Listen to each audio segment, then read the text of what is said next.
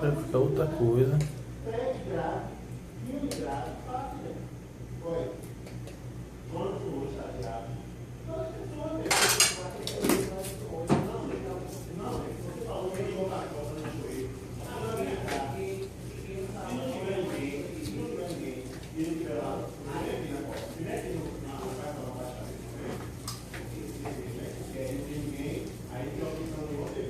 Eu sempre coloco no meu Face a diferença entre manicure e podólogo. Ah, você bota?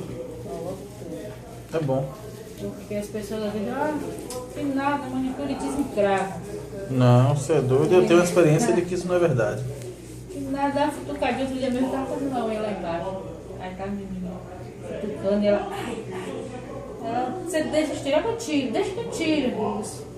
Uma semana depois ela veio pra tirar o canto que a menina deixou. Ainda bem que foi um cantinho, se não ficasse o dedo, eu ia ver. Não, são coisas assim que a pessoa pode fazer para satisfazer. É cada um na sua especialidade, não adianta. Você vê, eu botei de tudo nessa unha. Várias pessoas mexeram nessa unha. E nada. Eu fui forçado a ir na Bambu para fazer aquele procedimento e ainda cheguei aqui com dor.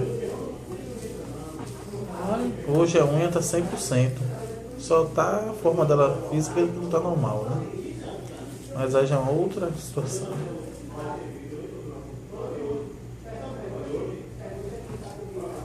Agora esse produto é bom. É ótimo isso. Você vê o resultado imediato.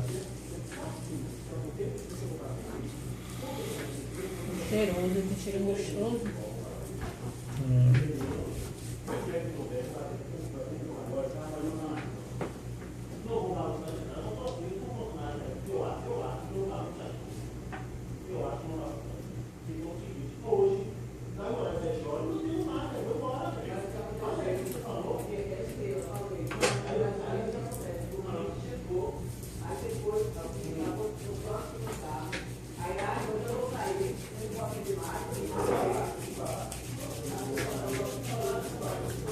Agora tomara que essa outra não solte, não é igual a outra. A outra só fez folgar no lado porque não pressionou muito. Porque foi o lugar onde você estava sentindo dor, onde eu pego. Eu sei. Mas essa aí não vai soltar não, né? Vai não. Se soltar, você pode ver que coloca outra. Mas tudo indica que não soltar não. E de cá ainda tá rente?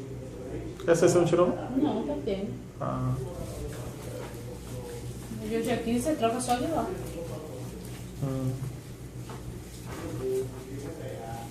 Mas essa unha ficou legal, palpitada.